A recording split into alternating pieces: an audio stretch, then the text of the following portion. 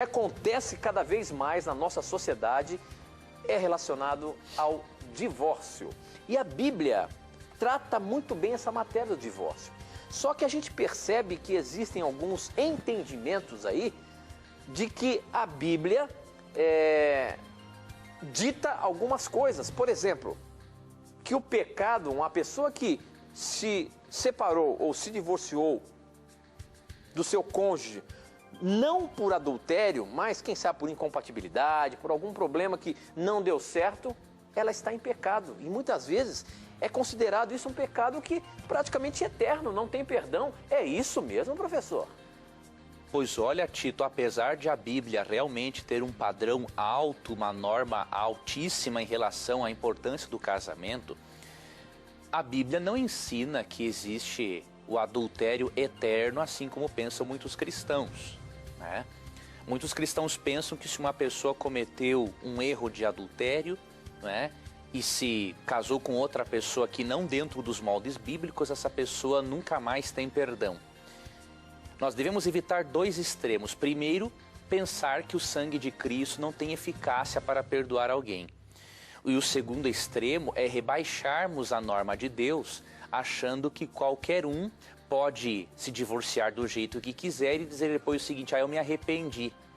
Na verdade, existe o perdão, mas quando há um arrependimento sincero.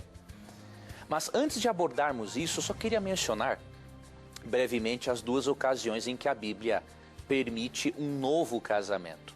A primeira, o título em Mateus 19:9, e daí tem uma outra referência que é muito parecida, em Mateus 5:32, que diz assim: Jesus falando: eu, porém, vos digo, qualquer que repudiar sua mulher, exceto em caso de relações sexuais ilícitas, a expõe a tornar-se adúltera.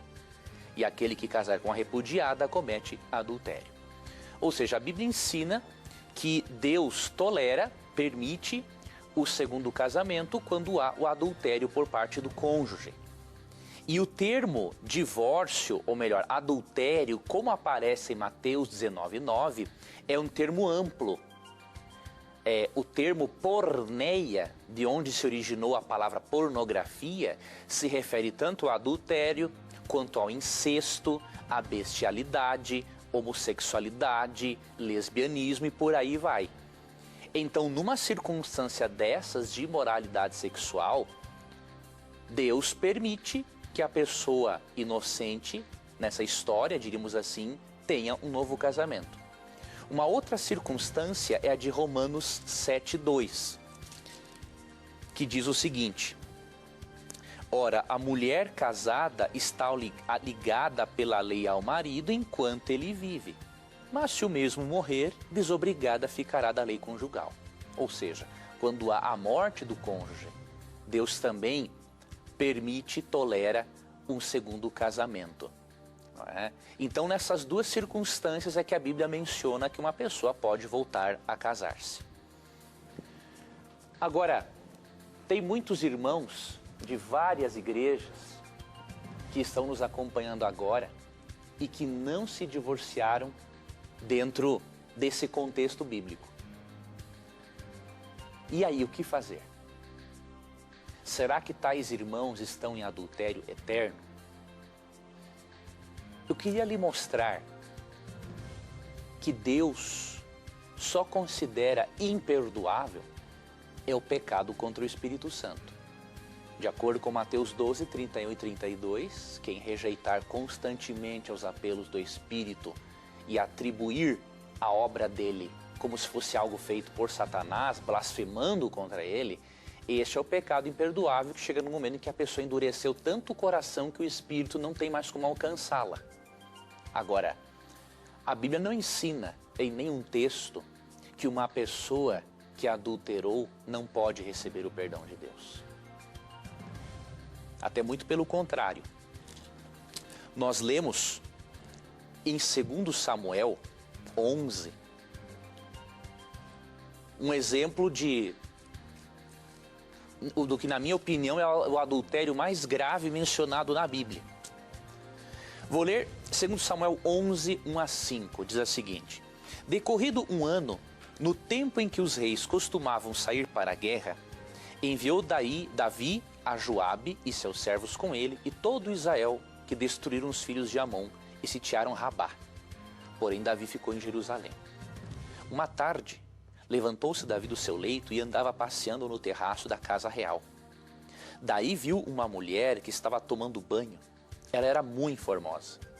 Davi mandou perguntar quem era. Disseram-lhe: é Batseba, filha de Eliã e mulher de Urias o Heteu. Então enviou Davi mensageiros que a trouxessem. Ela veio e ele se deitou com ela. Tendo-se ela purificado da sua imundícia, voltou para a sua casa. A mulher concebeu e mandou dizer a Davi: estou grávida. Davi cometeu um adultério muito grave. Por quê? Além de ele ficar com a mulher do próximo, aproveitando-se, diríamos assim, da sua condição de rei, se você ler do verso 6 até o verso 25, Davi ainda cria uma estratégia para matar o marido de Batseba, para ele poder ficar com ela. Ou seja, isso aqui foi um adultério acompanhado de um homicídio. Agora eu lhe pergunto, será que Deus não perdoou Davi? Pelo contrário. Quando você lê 2 Samuel 12, você percebe que Deus perdoou Davi. Porque Davi se arrependeu de coração. Tanto que o Salmo 51, um dos salmos mais bonitos da Bíblia, é o resultado do arrependimento sincero de Davi por ter adulterado e matado o marido da mulher para ficar com ela. E se você ler na genealogia de Jesus, você vai perceber que além de Davi, Batseba é até mencionada numa delas. Ou seja, Davi não teve, pelo menos Deus não falou para ele assim: olha, agora para você ser perdoado, deixa essa mulher, já que o marido dela está morto, e só a partir do momento que você deixar dela eu vou te perdoar. Deus não agiu assim. Batseba foi mulher de Davi depois, durante toda a vida. O que Deus fez? Dos males, Deus teve que escolher o menor.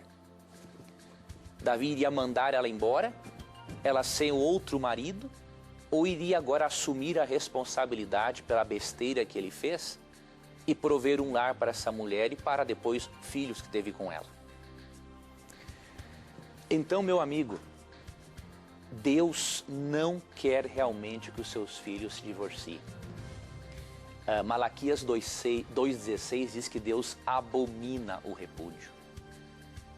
Agora, se você cometeu este erro, e se você se arrependeu com um coração sincero, assim como Davi, eu lhe garanto que o mesmo sangue de Cristo que purificou a vida de Davi e deu a ele uma nova chance, o sangue de Cristo purifica também a sua vida e lhe dá uma nova chance. A eficácia do sangue de Cristo é maior do que nós podemos imaginar. E por isso, se você teve um arrependimento sincero, siga a sua vida adiante, confiando em Deus e na sua graça e seguindo o conselho de Cristo em João 5,14. Vai e não peques mais. Agora, isso não significa que, por tomarmos decisões erradas, não colhamos muitas vezes os resultados disso. Deus perdoou Davi, mas em 2 Samuel 12 percebemos também que Davi pagou um alto preço pelas consequências do seu erro. Há leis naturais.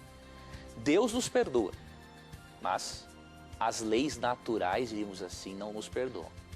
Por exemplo, se eu me atirar de um prédio do 20º andar e me arrepender de ter feito isso, Deus vai me perdoar, na hora. Só que a lei da gravidade não me perdoa. Eu vou pagar como resultado. O mesmo acontece com as nossas demais escolhas. Tenha consciência disso. Não se divorcie. Invista ao máximo no seu casamento. Agora, tenha em mente uma outra coisa. Casamento é feito por duas pessoas, além de Deus. Com Deus é a terceira, obviamente. Mas, considerando que Deus sempre faz a parte dele, um casamento é feito por duas pessoas. Se os dois não decidirem crescer juntos, melhorar, amarem-se, se não tomarem essa decisão diária, não tem como. Agora, se os dois decidirem, com Deus, aí sim a coisa vai dar certo.